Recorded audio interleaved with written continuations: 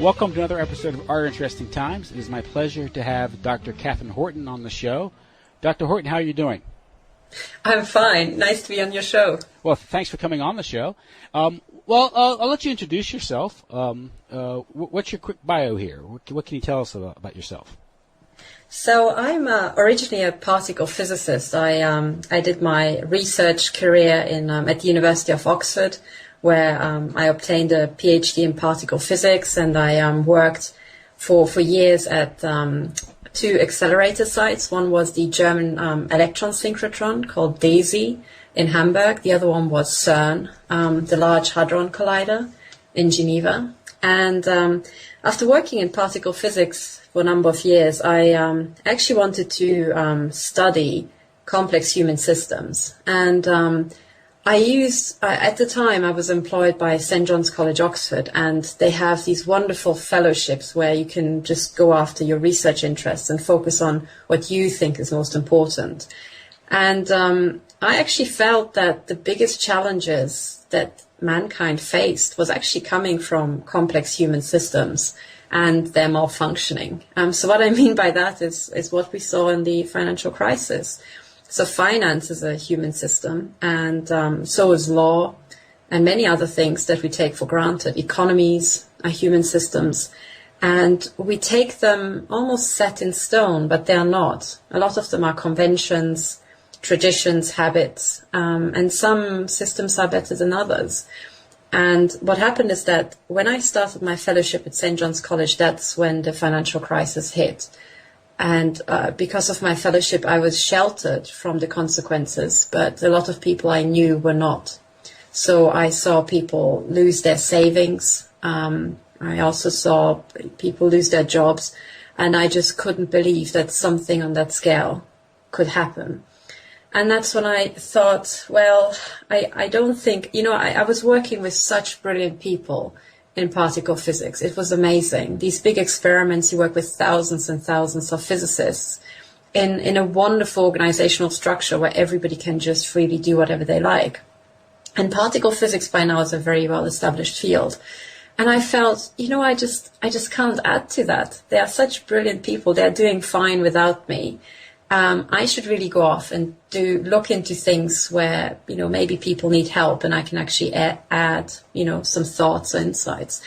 So I really decided to just up sticks and go, and I left CERN and I went back to Oxford, and I explained to my supervisors that I really want to change fields, and I said, sure, just do it. So I started studying complex human systems. So I started looking into first big companies, and this is how I became targeted. And you wouldn't believe it, because I was essentially just a bland academic at the time. So I'm not a terrorist. I never wanted to go up against intelligence agencies or the government, and in fact, I never have. Nevertheless, I ended up on this brutal government assault program that's aimed at my slow kill, basically. And how that came about is as follows.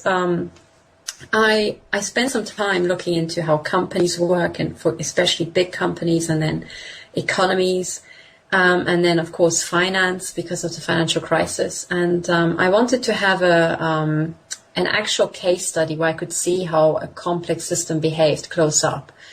And getting into companies is very difficult because they're very secretive, and, time is money. And I thought maybe the best system to study would be the English legal system, because it is fairly transparent. And at the time when I had this idea, there was a very famous court case in the High Court in London, and that was Berezovsky versus Abramovich. It was in the papers almost daily. So you had these big oligarchs battling it out. Lots of fireworks, very interesting details, in the actual court hearings about their lifestyle, which is just mind-blowing, compared to what the average person would do. So it was like, a fireworks in its own self, but in its own right. But even more than that, it also had very high-profile lawyers. Lawyers who were said to be the biggest brains in England and so on. So I thought, wow, you can just go and have a look. You can literally it's a public hearing. The public has got a right to actually see court hearings. And I thought I'll just go along. I'm a researcher, so I make that my first case study. And I went along, and it was very, very interesting. But after just a few days, I had the feeling that I was being followed. When I first began going to the court hearings, they started in, I think, late September 2011, and I joined at the end of October. And of course, these are very rich men with huge security, entourages. So I thought, surely they must have thought I'm the odd one out. Even though there were lots of people who attended, lots of journalists, but maybe I stuck out. Maybe they just went through and, discovered I'm not a journalist, and they thought, who the hell is she?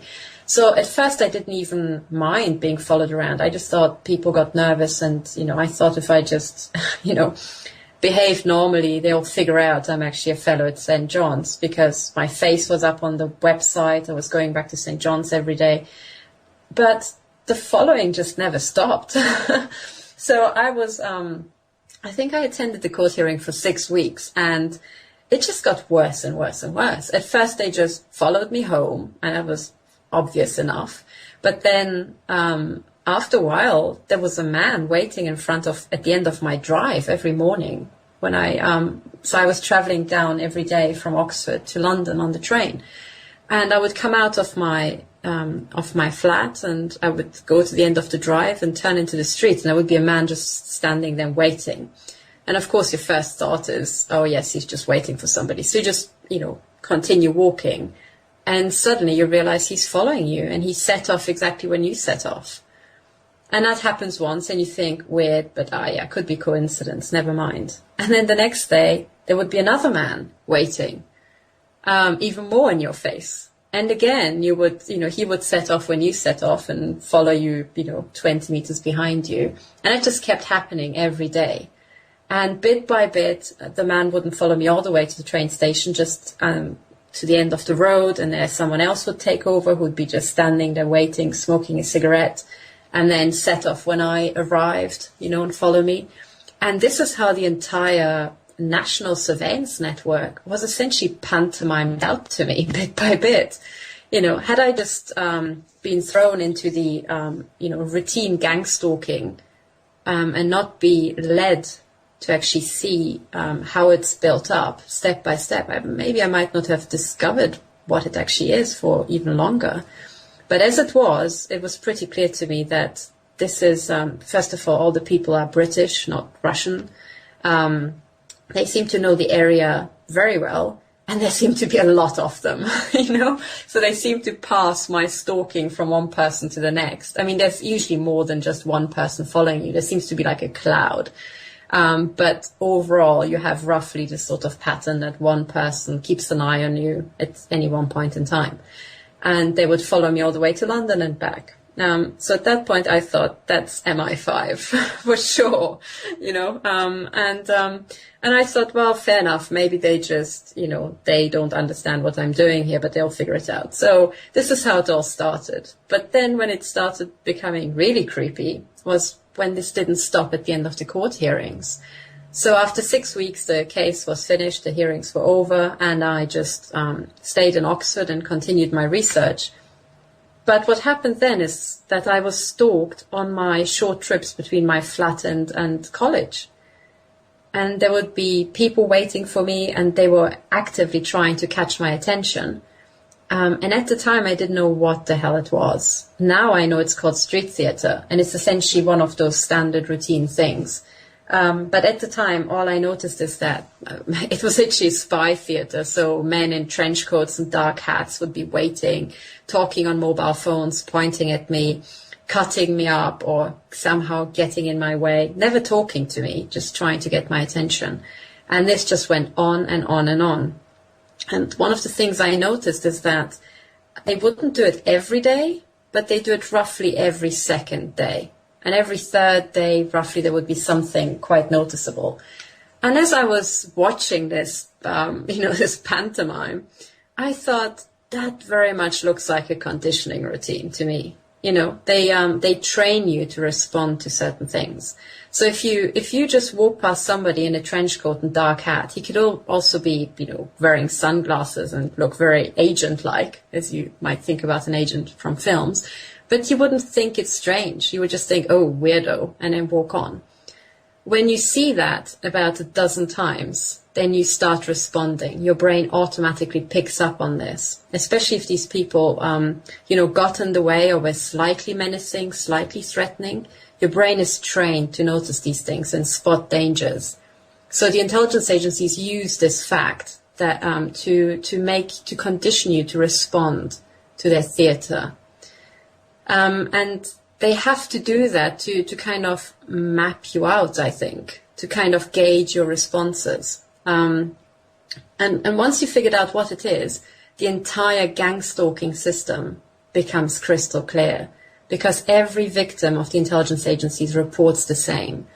And once you have seen it like that, how they do it, you also don't have a lot of these misconceptions about, you know, what stalking is, what surveillance is, and so on. For example, that the first question that victims of the intelligence agencies are always confronted with is, yes, but why would they all follow you? Why would so many people be interested in you?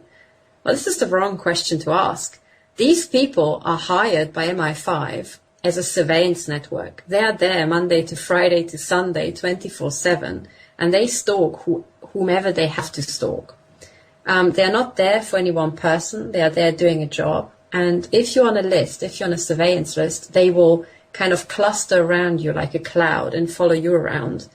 And also you can figure out that it's much more efficient to have a decentralized system whereby you have your people all across the country. And when a target or, comes into a certain area of town, this person will be stalked by the people who are already there. And the reason why it makes sense is because those people will have local knowledge. They will know, what shortcuts to take, etc. They'll know the terrain. Whereas if you had, two guys in a trench coat following someone around in a car, it's easy to lose a person, and also victims would notice. So this is how the surveillance network works. It's essentially a decentralized system. And yes, I guess the other thing that a lot of people don't understand is they say, yes, but why would they follow you 24/7? That's a standard question. And the answer is so easy. It's because you either follow somebody or you don't follow them at all. You can't just keep someone under surveillance, 9 till 5, because if they then take the car in the middle of the night and drive off, you would have lost them. So the National Surveillance Network is set up such that once you're on a list, you are surveyed 24/7, all the time, non-stop, and they don't let go. And once you have understood that, it's also pretty clear that they have to also stay somewhere nearby. So it follows that they will rent properties by default in your area. Or they might have, their local stalkers already living near to you, and they will just use their homes and so on. So that's how it started. It started really in a harmless fashion. And then it just kept going on and on. So for an entire year in Oxford, I just had these weird spectacles, mostly men. The people who were trying to get in my face were mostly older men. And that adds an extra layer of threatening feeling. But then it just got worse and worse. After a while, there was a break. I think it was about after 8 months, there was a break-in into my home. And also that is extremely common with the victims of the intelligence agencies. They will come home and they will realize that nothing of value has been stolen, but something has happened in their flat to make it clear that someone was in there.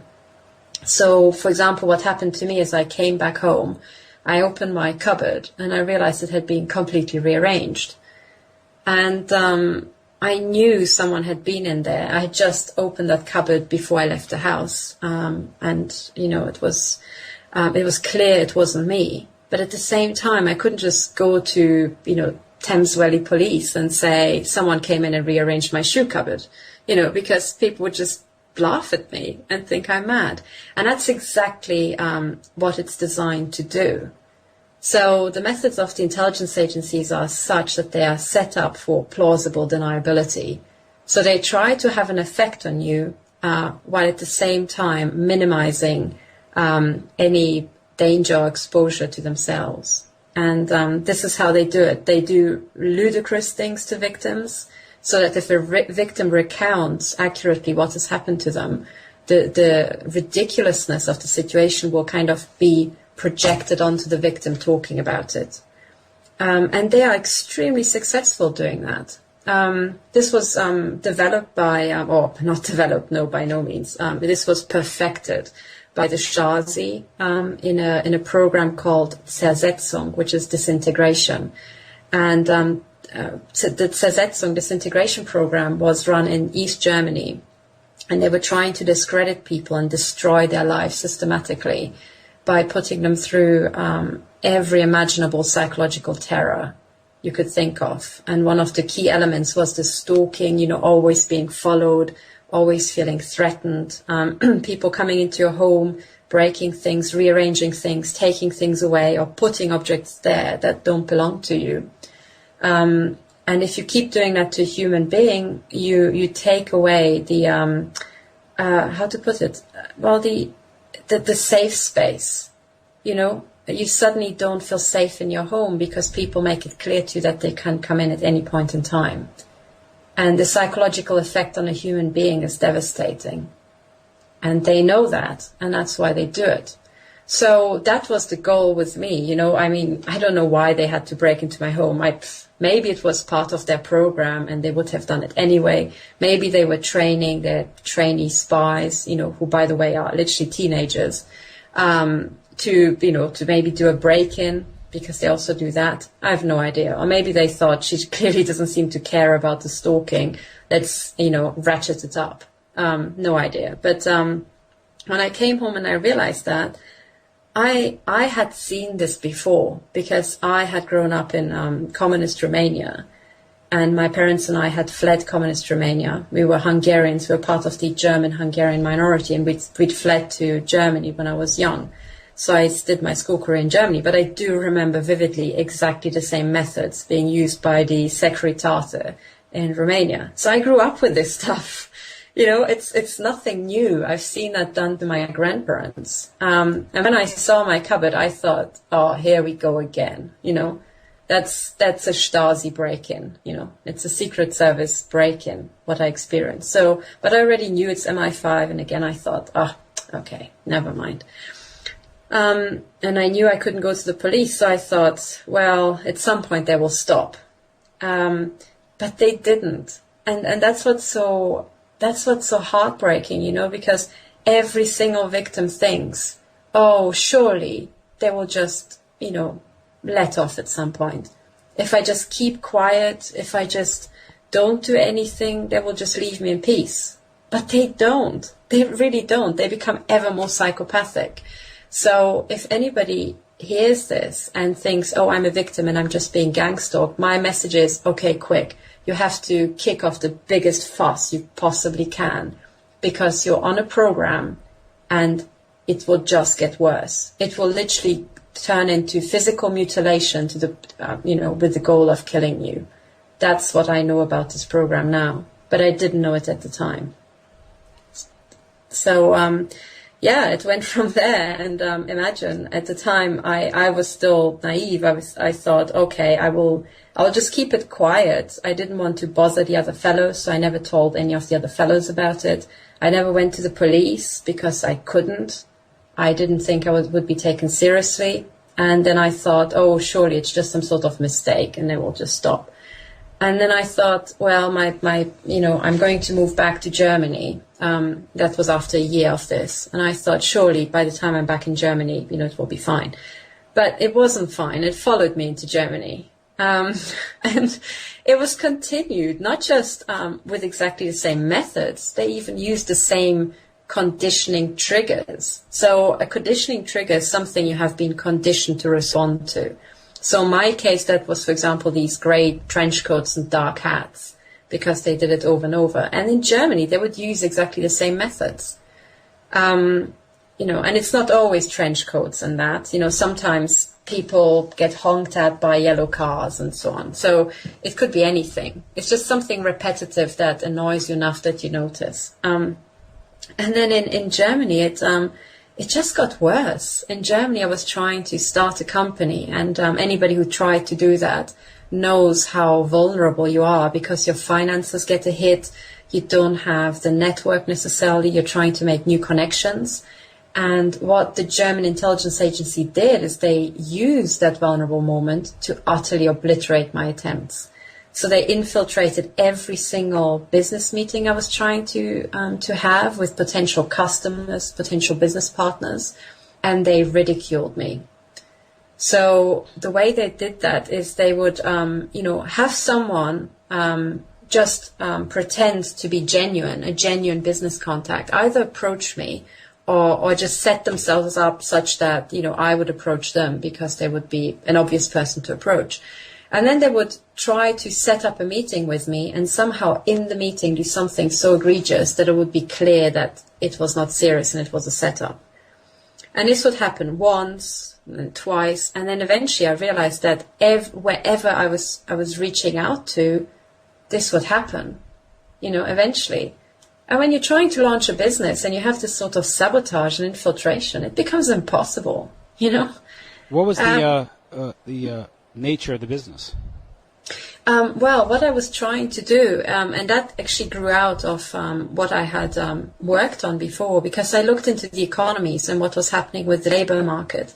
And the biggest concern for me, especially after the financial crisis, was just how many people had lost their jobs, their livelihoods.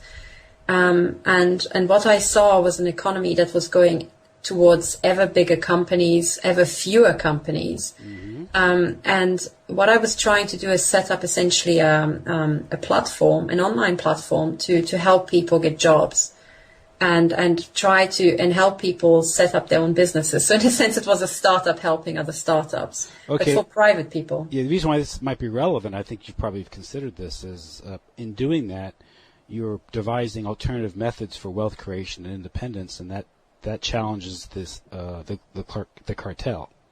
Oh yes, I absolutely agree. And you know what? At the time, it's interesting how much our worldview changes when we undergo these things. So at the time, if you had told me about the existence of this cartel and that they have this worldview that they want to control everybody, not just what we do and what we eat, but also, when we go to bed, when we wake up, who we marry, everything, I would have thought, you're mad. I literally would have thought, no, that's a bit too out there, mm-hmm. Someone's fantasy ran away. And now, after half a decade of having studied this and experienced it, that's exactly what it is. Yes, you're right. It's technocracy.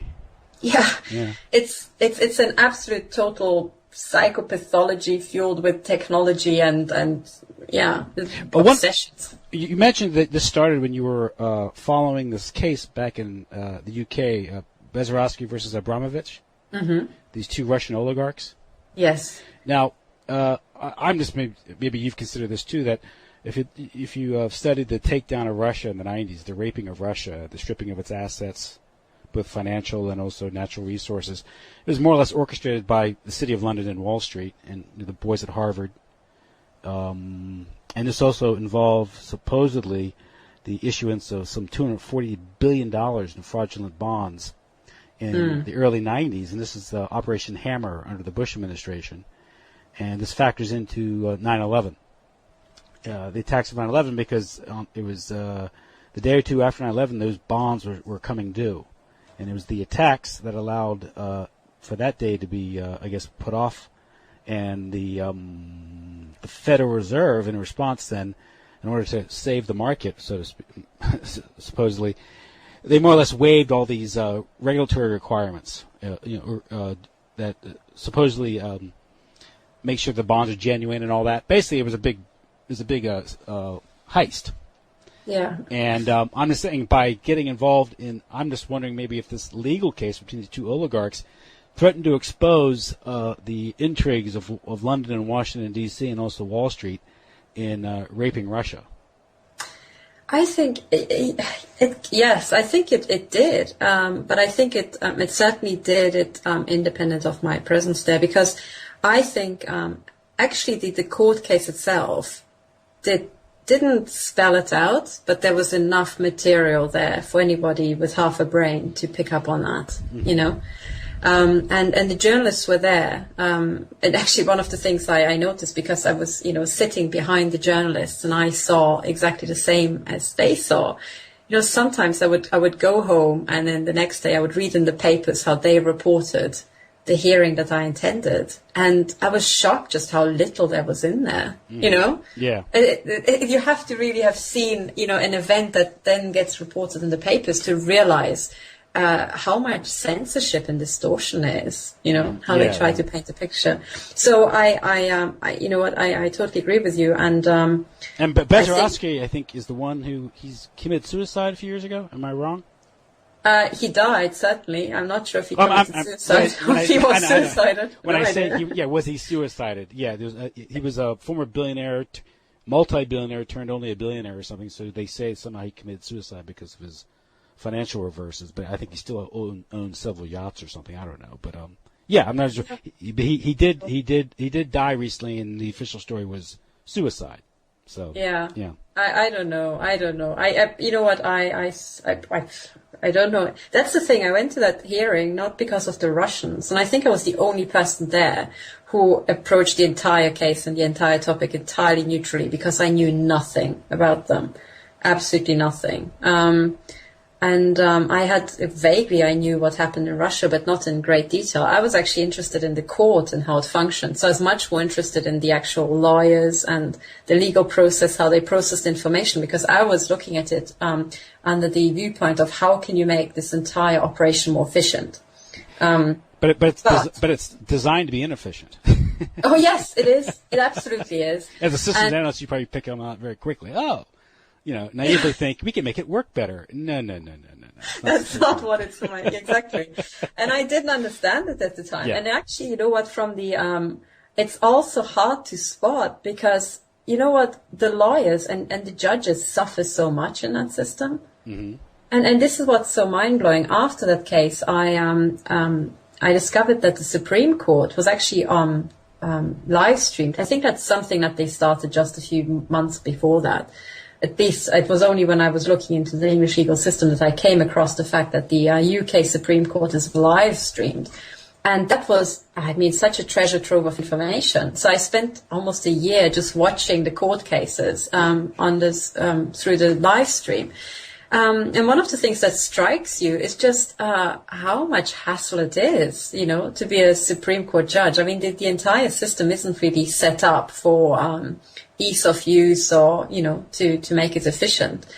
And sometimes they would be extremely frustrated and have, you know, little anger tantrums, you know. So it's, but it's a very good point. And you know what, one of the things that, you asked why on earth I was targeted, and now looking back on my CV and what I did, there were several reasons why I could have been targeted, and I don't know what exactly it was, but I think in reverse, what I was actually doing is by focusing on the problems we have in the world, be that the economy or the financial crisis or the legal system, I was essentially coming up against this big structure, you know, this big cartel and its workings that is causing most of the problems we have in the world, you know. And it didn't matter what I looked at. Was it finance? Was it just economy detached from finance? Or was it the legal system? Was it the City of London? You know, was it the Russian case? It's all the same. I was essentially, I didn't notice at the time, but I was feeling up the same elephant in the room, if you like, you know. Or octopus. Octopus, whatever you want. Yes, maybe octopus is more. It's called the octopus. Yeah, from what I yeah. But yeah, I know what you're saying. You have the old thing about, you know, you're the blind man touching one part of the elephant, telling what it is, and the other guy. They all have different perception of what it is by what they're touching, but no one can see the entire picture. But I think what here you talk the startup company. I was in the process of trying this small-scale on a small scale of trying to bootstrap startup company that would employ this mechanism. Basically, you're trying to get people to get around this entire financial cartel, and you innocently thought you could consult and get people. You could more or less financially plan or help people plan with their finances and with their resources to acquire real wealth, real assets, and to get out from this trap. And you realize the trap isn't by accident; it was set on purpose. And whoever set that trap is not going to look kindly upon people who have the mental capacity, the ingenuity, the creativity, and the to devise alternative systems.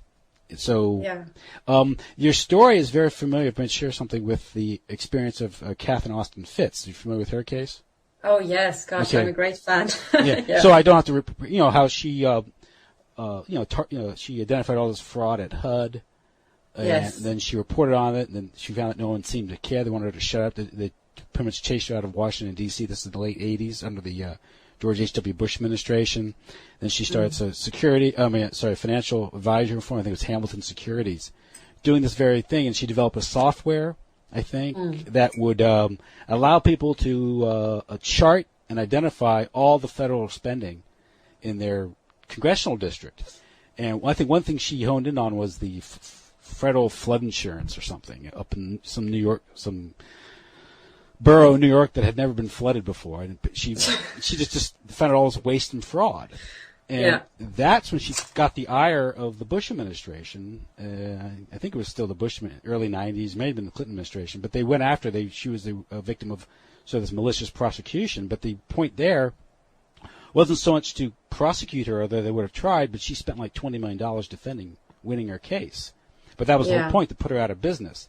At the same time, she seemed to experience similar things that you experienced, although I don't think she's ever said she's suffered physical. But the whole thought of gang stalking, targeting, manipulation, her email being hacked, her computer systems being taken down daily.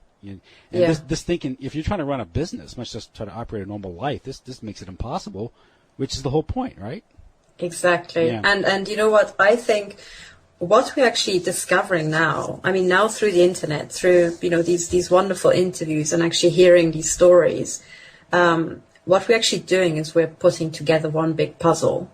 And it was essentially, I followed Katherine Austin Fitts when I analyzed finance, because she was one of these people who actually taught me a lot. And I followed her interviews, and I've heard a bit about her targeting. I never realized that. I think she mentioned an assassination attempt on the motorway as well. That's right. And you had a similar experience, from what I understand. Oh yeah. By now I had 3. So it just keeps coming, and it's what it actually is. And this is, I think, what we're now figuring out. Katherine Austin Fitts was at the mercy of this in the US. I was at the mercy of this in Germany and Switzerland. And what we now wake up to it is that this is a decentralized weapon system. And I think this is what Eric Karlstrom also accurately identified. The weapon system has different parts to it.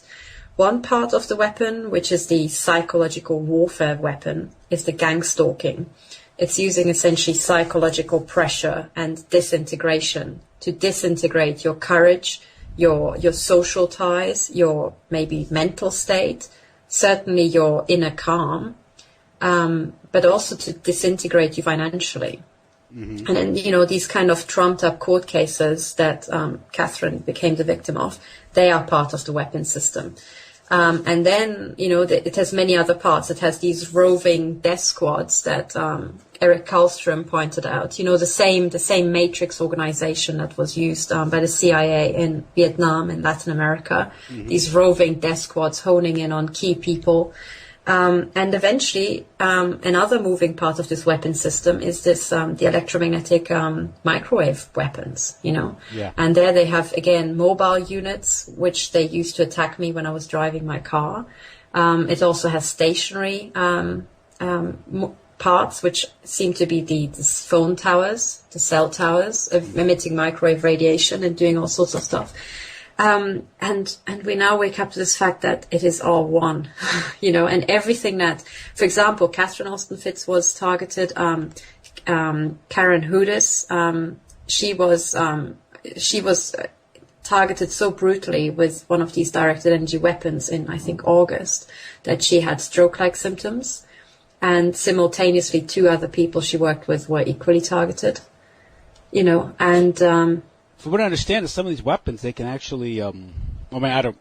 Not from what I understand, because this is the technical aspect is way above my pay grade here. But I understand is they've developed this sort of skull-to-skull psychic manipulation, when they can create you can put in voices and also sort of delusions, or So if someone like Katherine Hudis, if you wanted to discredit her, you could.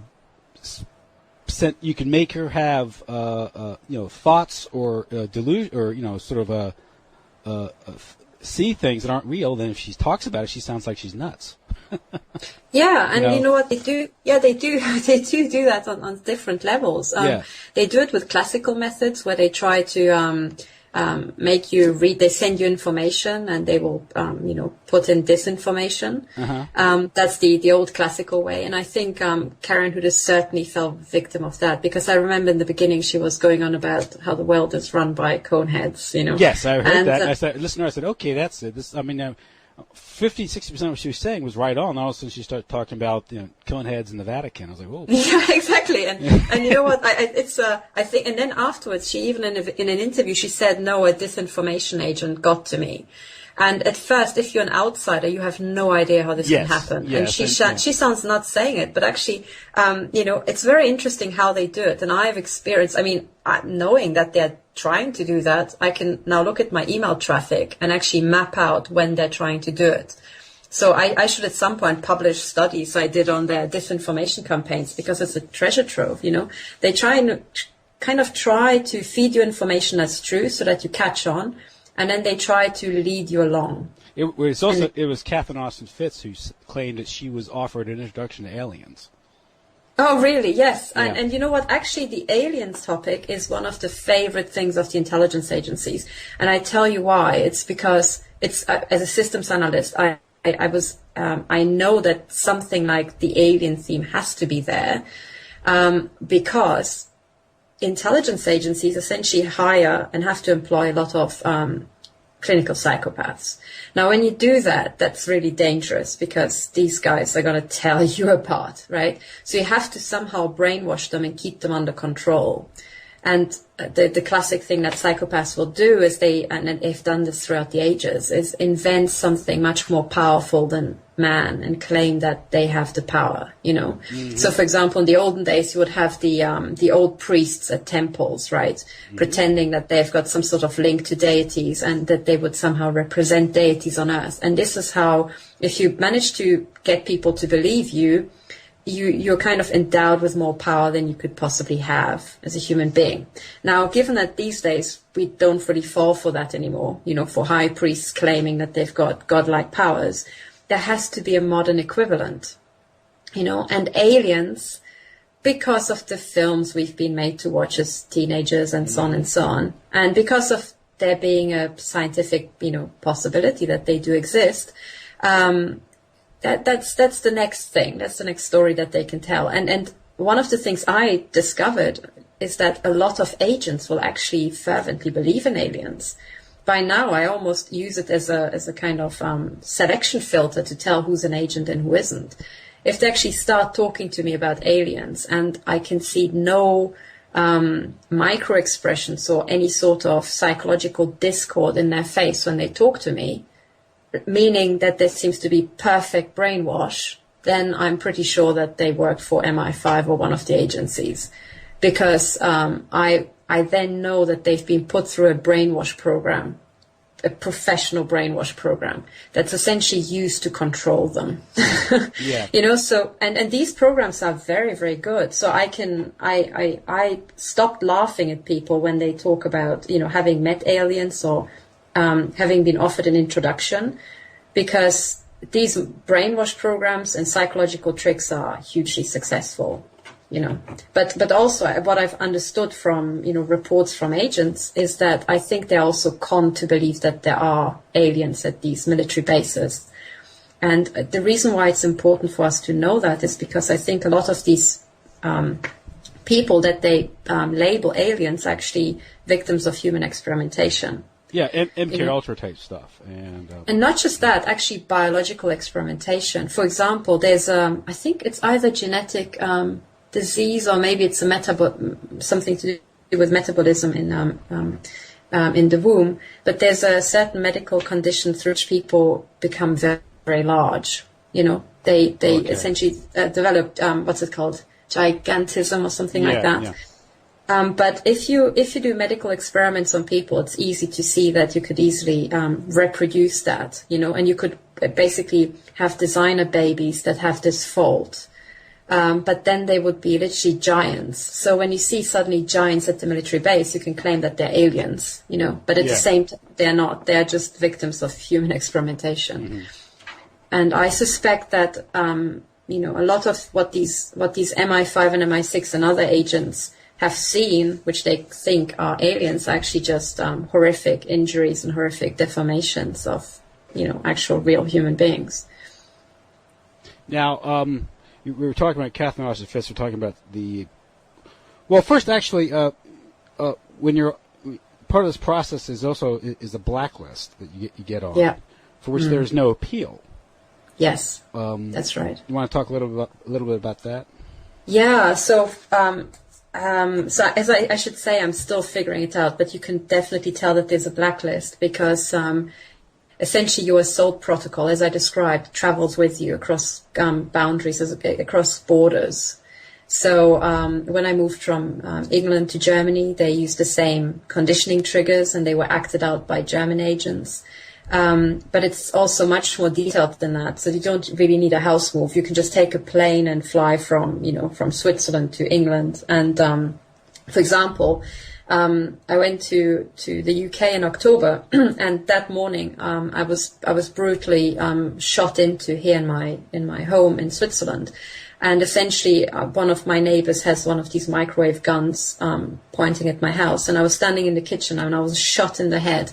It was agonizingly painful. It was hard pulses to the same point in my skull, or on my skull. And then that day I flew to the UK, and I hired a car to travel from London to Manchester. And on the drive to Manchester, I was shot into from a car behind me, but on pretty much the same spot. Literally. And they've got a precision of just a few centimeters, if not millimeters, with these devices.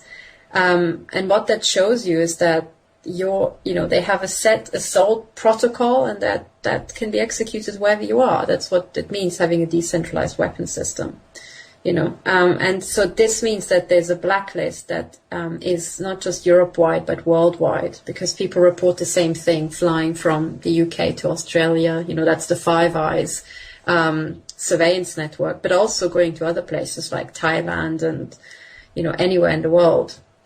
So there seems to be some global blacklist. The intelligence agencies have already been known for blacklisting. It's one of those things that they're set up to do. For example, in the UK, there was a huge scandal because they blacklisted people in the construction industry, destroying livelihoods. And that has been rolled up in court cases. So we know that they've done that. There's the no-fly list in the US, which is just ridiculous, isn't it? I mean, you get on sometimes because your name sounds like somebody, and then you can't get off. I mean, what's that?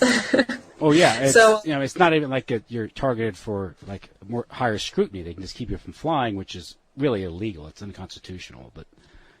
Because they get this arbitrarily declare you a threat without any due process or appeal. Exactly. It's ridiculous, Yeah, and the fact that I don't know, is there anybody who managed to get off the no-fly list? I mean, there must have been court cases, but it would be interesting to see how many people managed to get off it. There was a 5-year-old kid who shared her name with a supposedly terrorist suspect, and I think it took several years to get him off the list. That's how ridiculous it is. Again, part of the process is it's meant to be ridiculous because it's conditioning. The whole TSA thing here in the United States after 9/11, where all these the probing and the strip searching and all these things, and they don't stop anybody, and it's ridiculous. It's also random, so it has no real security benefit whatsoever. but it's there to condition you to being humiliated. And, yes, that's what it's designed to do, I completely agree. I think it was back about 2002 to 2003, Senator Ted Kennedy was put on the no-fly list.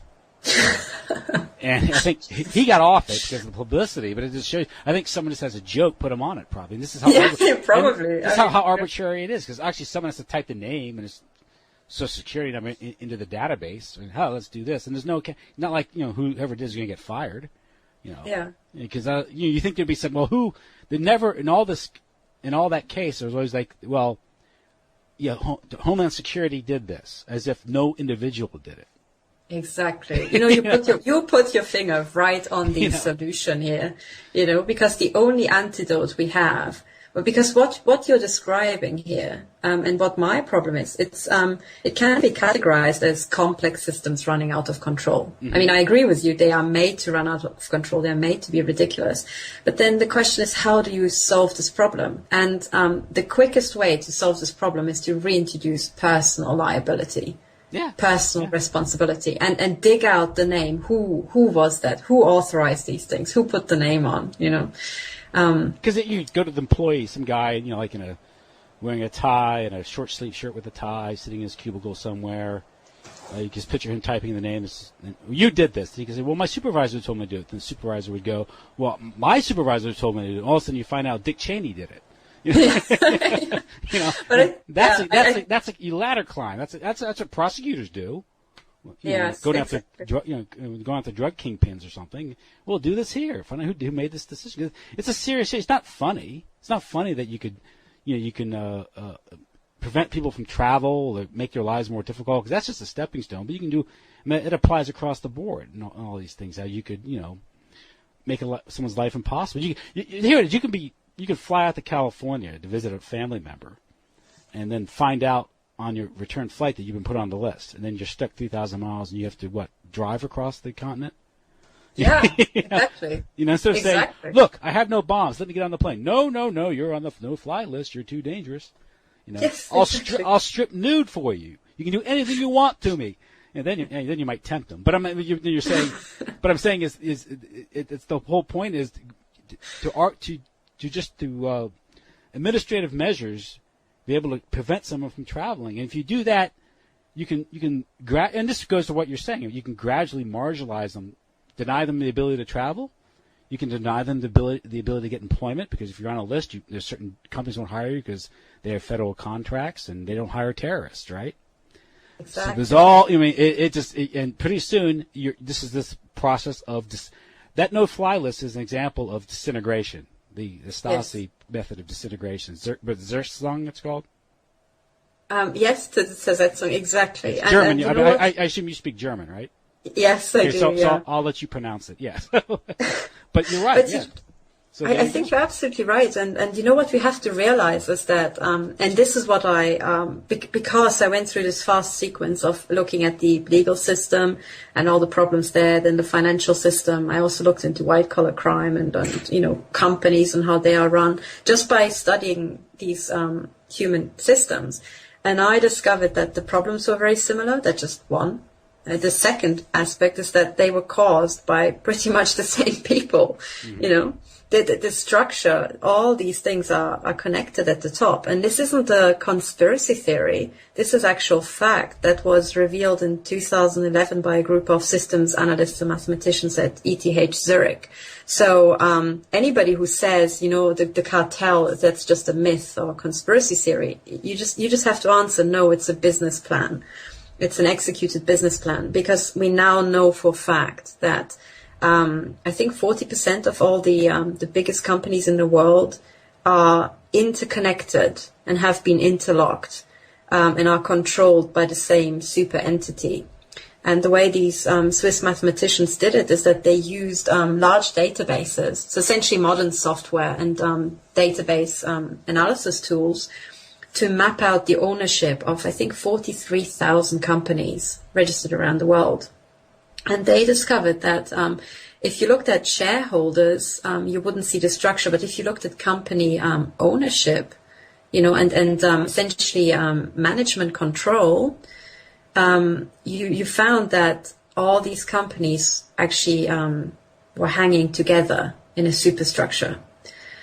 And the way the cartel managed to get all this power was by, as I understand, by just placing directors on several boards, so you have these interlocking board memberships, essentially.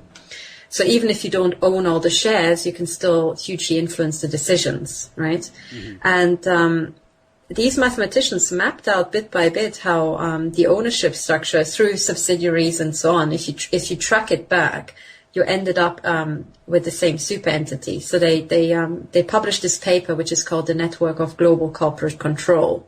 And anybody can read that. It's one of these scientific papers published on freely available. It's called archive.com. So archive is spelled with an X, not .com, .org. So archive, ARXIV.org. And just search there for Network of Global Corporate Control, because that is, I think, the most important paper of the beginning of the 21st century, because it actually proves the existence of this cartel. So from that point onwards, when we say, the banks own everything, that's not a conspiracy theory. That's a factual statement.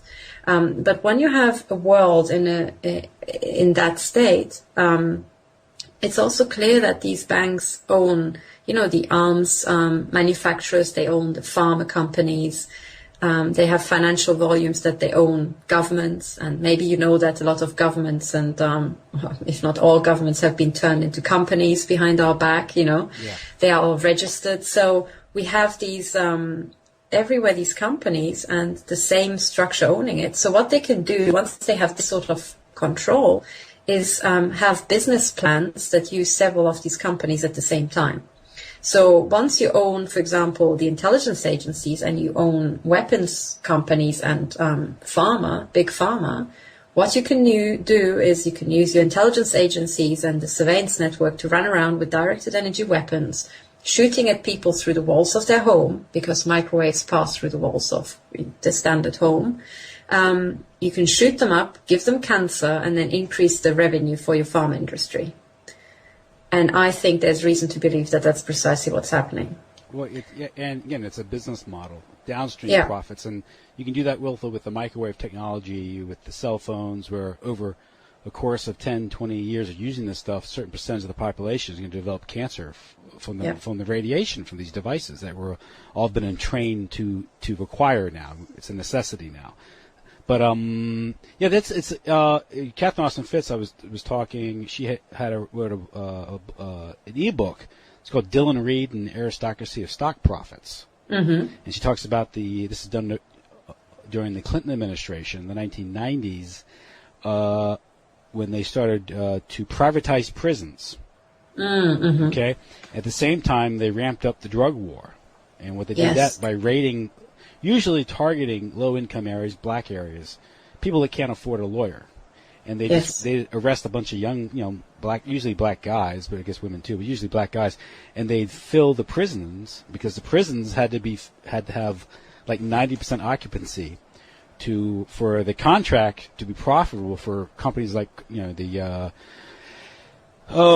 Corrections Corporations of America. It's actually in their prospectus and in the various contracts that they sign with the states. They require a certain occupancy level in the prisons. Now, what if there isn't enough crime to you go out and you just go and arrest that. At the same time, you also by imposing certain socioeconomic conditions, you can be sure that enough people are going to be dealing pot and doing that, so there's always going to be a pretext for arrest and imprisonment.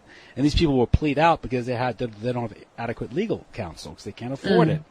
At the same time, these warm bodies in the prison cells are not just filling up space; they're going to work for corporations that manufacture things for the military, like Kevlar vests and other things, for pennies. So they're being paid pennies.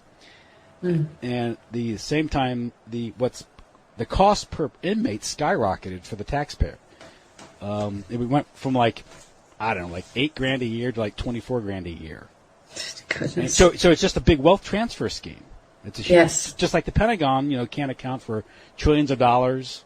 The same thing that Katherine Austin Fitts discovered at HUD, where $60 billion went missing under fraudulent mortgages, money just being taken. And who's involved in that? It's probably the CIA, because they're using that's money for black budget operations, the same way the CIA is involved in drug running, because it provides money for black budget operations. It's also involved in organized crime.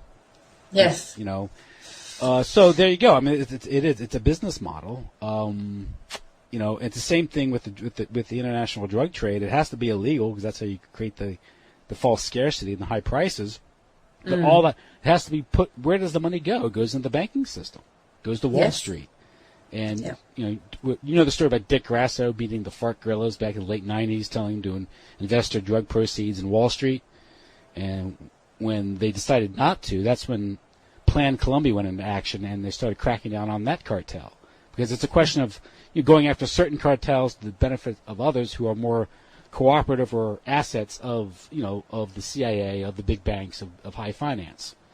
And the whole economy of drugs is not just the money you get from it. It's a further way to degrade and decompose society, because the drugs themselves destroy the community.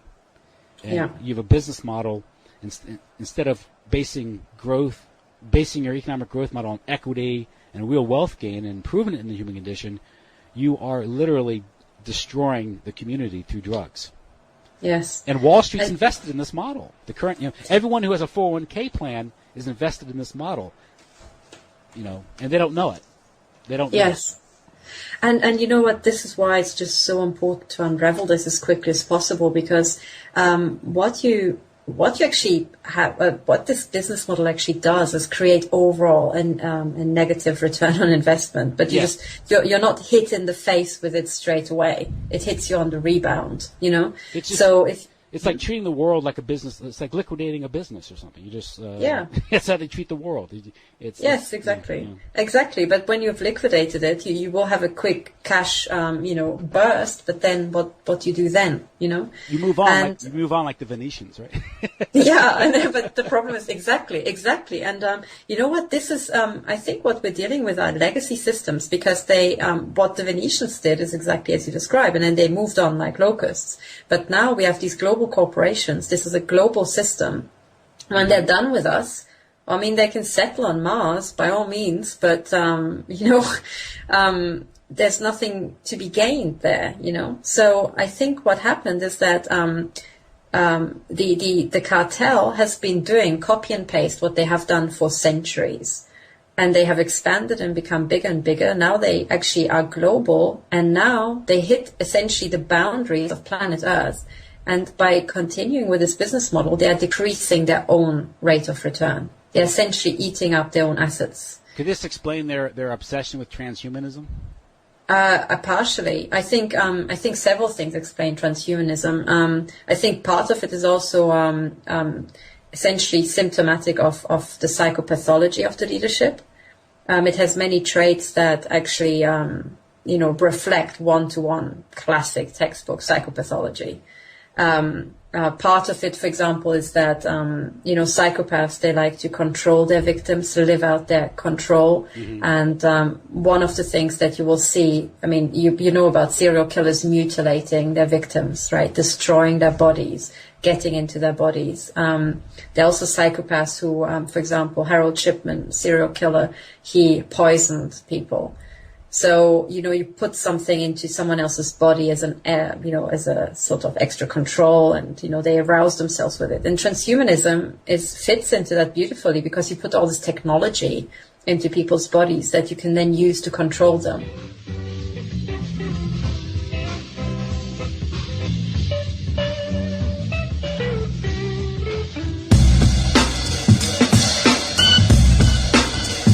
My name is S.M. Gibson, and I am the host of Anti-Media Radio